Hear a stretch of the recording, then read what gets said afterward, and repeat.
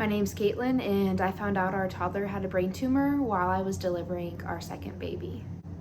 So the day started with us going into the hospital at 4:30 in the morning to me having contractions. I was exactly 40 weeks pregnant with our little baby boy, and I was having contractions consistently for a few hours. So at about 4:30 in the morning, my mother-in-law had finally made it over to our apartment, and my husband and I decided to go into the hospital.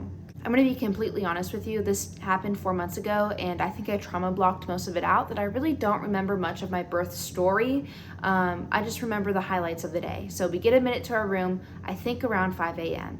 Around 7:30 to 8 a.m., I remember looking at my phone, looking at the time, being, wow, Lila should be awake by now. She normally wakes up about 7:30, and we haven't heard anything from my mother-in-law. And so I looked at Tyler and I was like, hey, we haven't heard anything from your mom. Can you text her and ask her if Lila's okay? It's kind of weird.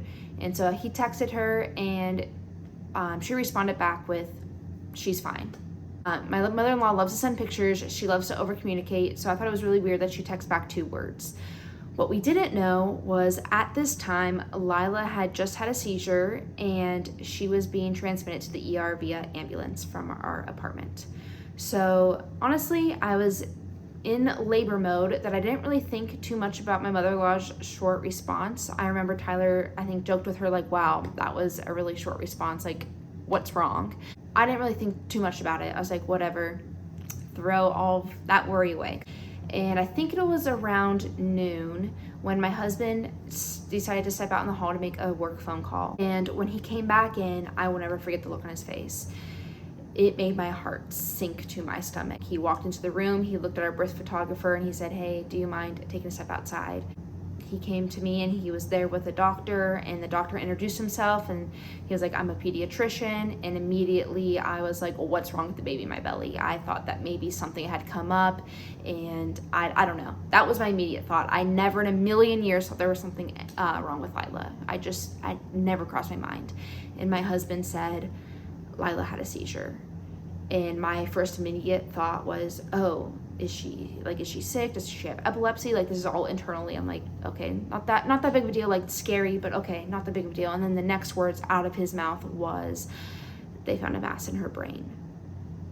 And I honestly kind of blacked out. I don't really remember what else he said at that point in time. I just know that they said that they decided that they were going to be transporting Lila to a nearby children's hospital to do an MRI to see what this mass was. So what had happened when my husband went out in the hallway to make a work phone call was that the doctor saw him and pulled him aside into a separate room and showed him the CT scans and went over everything with him about what was going on with Lila. They didn't know much at this point other than she had a seizure and she had a mass in her brain, and it was on her right temple area. I don't remember a whole lot of what the doctor had said after that or what Tyler had said to me. I just remember crying and saying, I just want to see her. And the doctor immediately said, don't worry, we'll make sure she sees you before she gets transported, which definitely was not in the rules of the hospital. No children were allowed in the delivery room, and no, they made an exception. Lila came up in the room. I remember her coming up, and I just was trying to hug her and hold on her and be like, Lila, I love you. And she wanted nothing to do with me. She was like, I'm in this cool room. What are all these things? Who are all these people? She was talking to the nurses. She was playing. She was running around the room like crazy. So it kind of eased my mind to see her up and around playing. I knew she was fine. I mean, she looked fine, minus the mass in her brain. So after she was in her room for maybe about 30 minutes, and then she had left to get transported. And our labor and delivery nurse was fantastic. I remember her coming up to me, asking if I was okay, just saying she was sorry. She couldn't even imagine what I must be going through. And the rest of my labor and delivery experience honestly was amazing. I think I pushed for maybe 10 minutes. The baby came out. He was super healthy and happy. And the hospital staff came in. A lot of hospital staff came in, doctors and nurses, to talk to me and tell me that they were very sorry and that they were going to figure this out and they were going to do whatever they needed to do for me.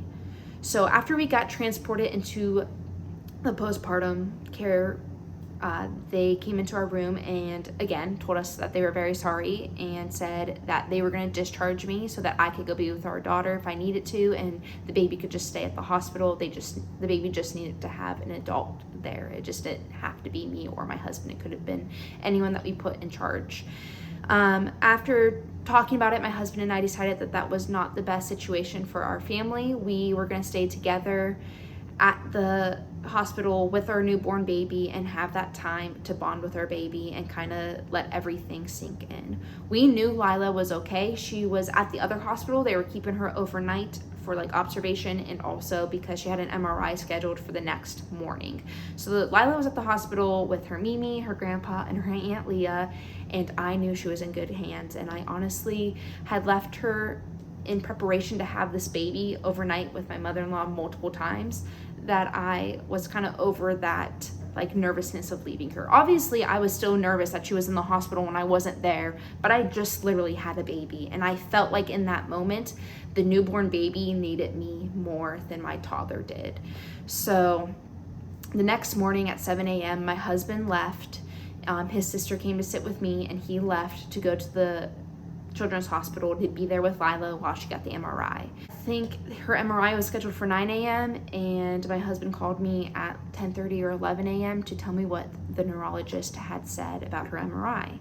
He told me that the tumor was, I think, like 3 centimeters and it didn't look good. He said it had a lot of blood flow to it. It looks like one of their more aggressive, fast-growing tumors, and all I gathered was that she had a tumor in her brain that needed to have surgery. So Lila's tumor was not causing any pressure in her brain, any swelling. Honestly, they said that they were kind of shocked that she even had a seizure because her brain looked good minus the tumor. There really wasn't any reason for her to be having a seizure. Yes, she had a tumor, but the tumor wasn't causing any issues. The side of the brain that it was on, and the seizure was a fluke, I guess, or a gift from God to tell us that our baby had cancer. So usually when this cancer is found, it has already metastasized. It's not often that it is found early enough that it hasn't spread anywhere else. So we are very, very grateful for that seizure. So Lila's brain surgery got scheduled for the following Monday. So I had our baby boy on a Monday. The very next Monday, she had brain surgery. And the Monday after that, we found out that she was diagnosed with ATRT, and it's a grade 4 tumor. ATRT doesn't have like the typical staging system, like it doesn't go 1, 2, 3, or 4. It's just a grade 4 tumor. They don't have the traditional staging because there's not a whole lot of cases, and a lot of the times things progress very quickly. So it's just kind of categorized as either like new tumor or like reoccurring tumor. ATRT isn't super common. There's less than 100 cases in the US a year. So ATRT has about a 50% 5-year survival rate. The most important is these first 2 years. If we can keep the cancer away for the first 2 years, Lila will have a better chance of overall survival. So the most amount of deaths that occur for ATRT are like within that first 2 years. So the graph kind of like plateaus out after the initial 2 years from diagnosis, not like of age, 2 years from diagnosis. So yeah, our doctors told us if we can get through these next 2 years with no reoccurrence, then Lila will have a lot stronger chance of survival.